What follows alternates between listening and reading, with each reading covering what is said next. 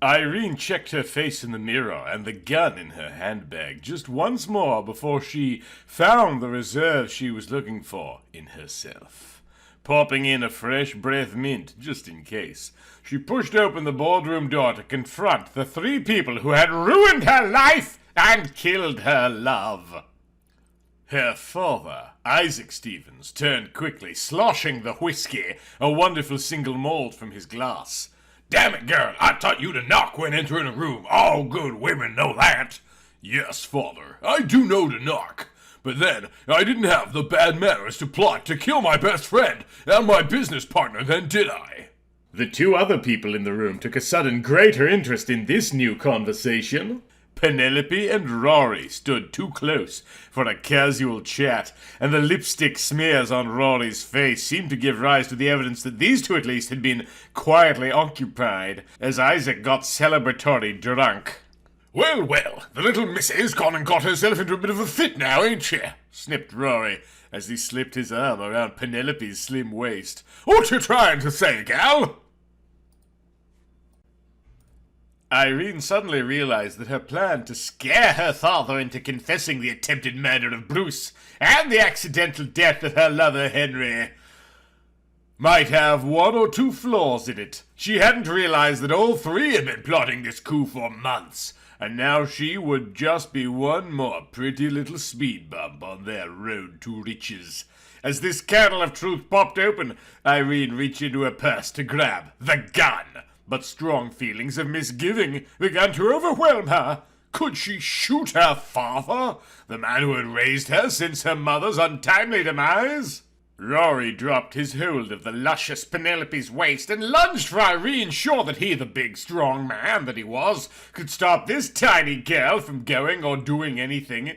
His eyes gleamed evilly, until suddenly they took on a look of surprise. The hand that had so recently been fondling Penelope's bee's arm now clutched his own bleeding midsection as he dropped to his knees on the overly expensive Persian rug. She shot me! That damn bitch daughter of yourn shot me! And with that exclamation, he pitched face forward with an "Ooh!" Irene nudged his head with her perfectly pedicurite foot. He didn't seem to notice, so she figured he was dead. Good. One less problem to worry me, she thought. What in the hell so you think you are doing? Shouted Isaac, fear causing his voice to waver a bit. Now you gone way beyond any manners they taught you at that fancy boarding school I sent you to. You just do not shoot people. That's not proper. So, thought Irene, this is what real power feels like. The only thing that counts in the end is power. I like it! And with that thought, she raised the gun and pointed it at the remaining two.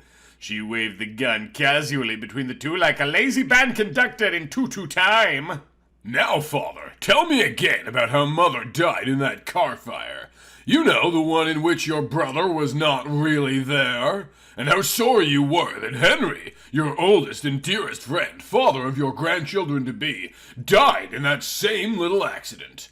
And how that left you temporarily in charge of Bruce's company. Oh, and Penelope, how many beds did it take to line this up? Did you enjoy my dad? What is it with you and these rich old bastardy? Actually, you were much more fun, sweetie. These old guys just can't measure up. Remember the trip to the Bahamas and that beach? Penelope slowly moved forward with each word, distancing herself from Isaac. We sure rocked that world. I'll never forget how you said we should never come back to Atlanta and how we could live there forever on your trust fund. Penelope reached a hand out to Irene and tried to reach out and stroke her cheek. Forget the Bahamas, bitch! Irene slapped Penelope's hand away. You left me there to rot, and next I knew I was paying bail and bribes for some stolen jewelry. And damn it, I didn't even get to enjoy any of it. Irene spit the words into Penelope's face as the gun spit 3 rounds into her gut. How's it feel to die a piece at a time? 1 bullet for each day I spent in jail for you. This is all you'll ever get from me. Renee, baby, sweetheart, now don't shoot your daddy. We can come to an understanding, can't we? Isaac sniveled as he dropped to his knees in front of his daughter. Don't call me that. Do not call me that. You ain't got no rights to use Mama's name for me. Irene's accent tore through as her tears began to fall. Daddy, I don't want to kill you, but if you don't die, then I know y'all just find a way to get rid of me and the babies. No, honey. Give me a chance, and we can fix all this up in no time. We'll keep to the plan and take the company. That field Bruce'll never figure out it was us until we're off living the good life in Yarp with his mud hair. How's that with you? Join me, and together we can rule the galaxy as father and son. I control all of the company and most of the shares, so we can have it all and be gone in a week. So, please don't shoot me.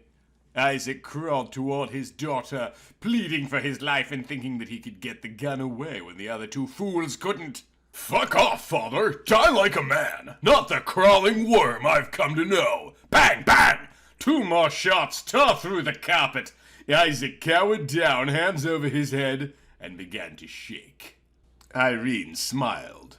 Well, Daddy, guess this is goodbye. Kiss, kiss, hugs, ta-ta, bang! 1 more shot rang out, and Isaac's very expensive toupee took a wild leap from his now bald and bleeding head. Irene sat back to take in her handiwork. 3 very dead bodies lay around the room, each with a different expression on what was left of their respective faces.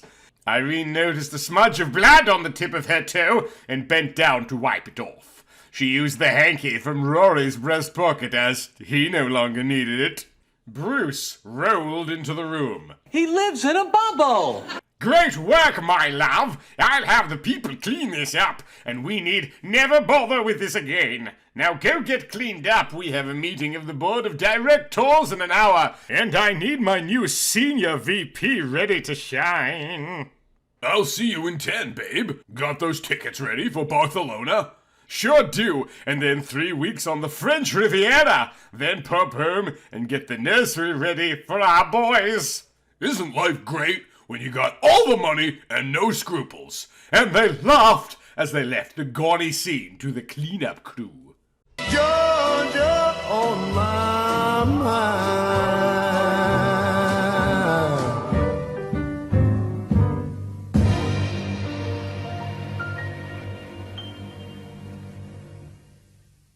So they're just leaving the bodies to the cleanup crew on the trust that the cleanup crew will not blackmail them or tell anyone. This is like one of those acknowledged violent coups they used to have in Rome. Anyway, thank you to all of my amazing Patreon supporters who made this exhibit possible. Thank you especially to Break System BSE and Michael Fattori. See you all next time. There's not a lot of this series left, but in the meantime, thanks for watching and thanks for being you.